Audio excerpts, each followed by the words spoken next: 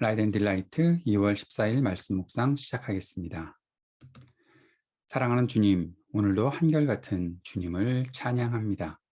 매일 우리와 동행하시는 주님, 우리를 성령으로 충만케 하시고 주님을 더욱 사모하고 주님의 깊은 사랑을 누리게 하옵소서. 연약한 우리에게 말씀하여 주옵소서. 힘을 주시고 지혜를 얻게 하옵소서.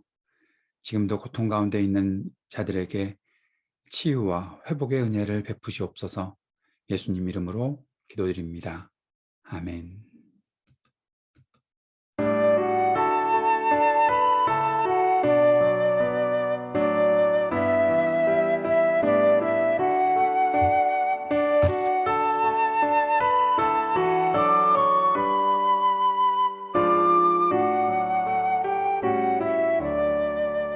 이 세상 험하고 나 비록 약하나 늘 기도 힘쓰면 큰 권능 얻겠네.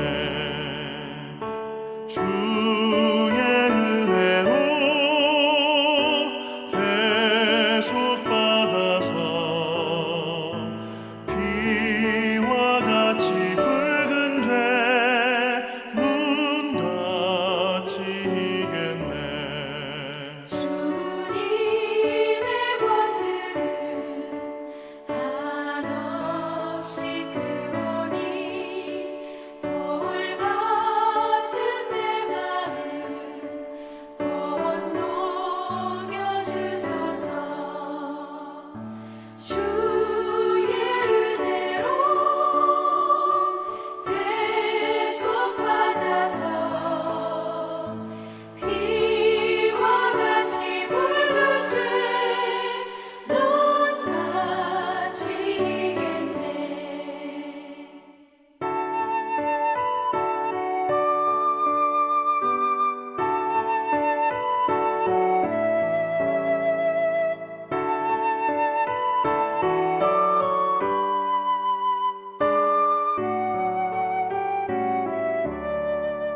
내 마음이 약하여 늘 넘어지오니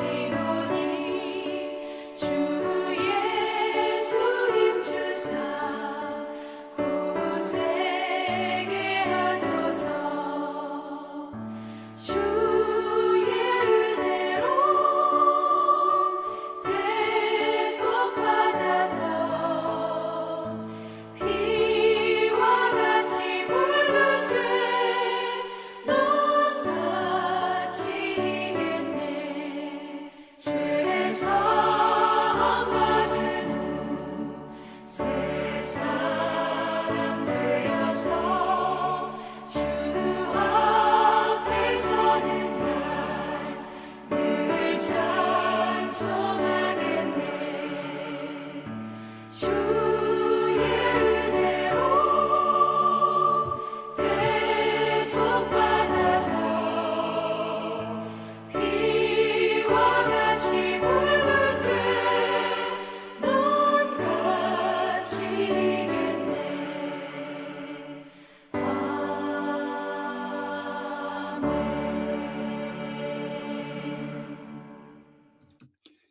요한복음 12장 44절에서 50절까지의 말씀을 함께 읽고 묵상하겠습니다.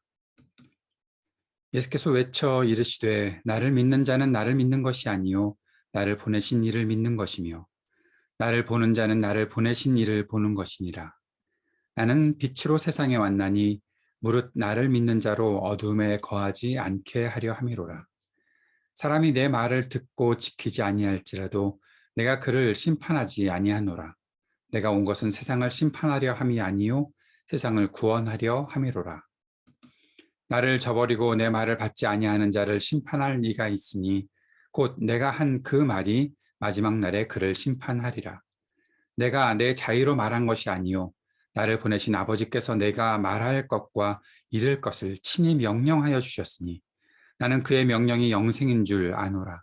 그러므로 내가 이르는 것은 내 아버지께서 내게 말씀하신 그대로니라 하시니라. 아멘. 요한복음 12장 44절부터 50절까지 말씀을 함께 읽었습니다.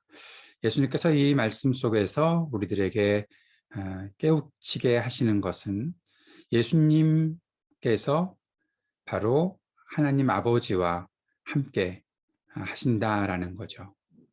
삼위일체 하나님, 성자 하나님께서 성부 하나님과 하나를 이루시는 하나님이시다라는 사실을 말씀하고 있는 것입니다.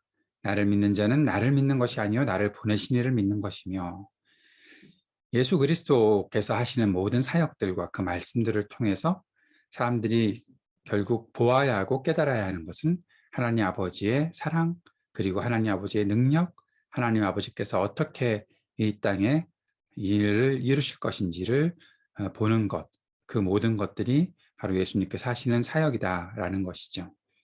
이것을 조금 더 우리가 이렇게 적용해 보면 어떨까 싶습니다. 우리가 말씀을 통해서 또 하나님의 은혜를 받고 하나님께서 우리들에게 베풀어 주시는 모든 복을 누리면서 우리가 보아야 하는 것은 무엇인가?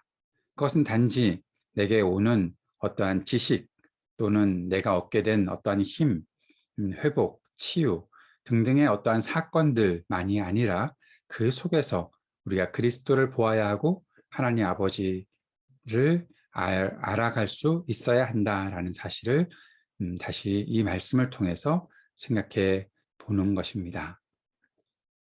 주님께서는 46절에서 나는 빛으로 세상에 왔나니 라고 말씀하십니다. 빛으로 오셨다. 예수님께서 이 땅에 빛으로 오셨다라는 것은 우리가 어둠 속에서 헤매거나 분별력 없이 살지 않도록 우리의 길을 안내해 주시고 인도해 주신다라는 사실을 말씀하고 있는 것이죠. 나를 믿는 자로 어둠에 거하지 않게 하려 함이로라. 어둠 속에 거한다는 것은 무엇입니까?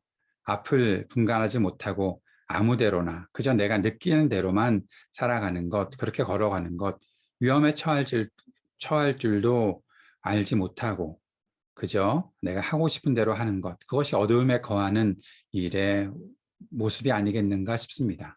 그러나 주님께서 우리에게 빛이 되어 오셨습니다. 빛으로 세상에 오셨습니다. 환히 비추어 주시니 우리는 보는 것이 있고 알게 되는 것이 있습니다. 피해야 될 것은 피할 것이고 또 우리가 걸어가야 할 바른 길로, 옳은 길로 걸어가야 하는 것이죠.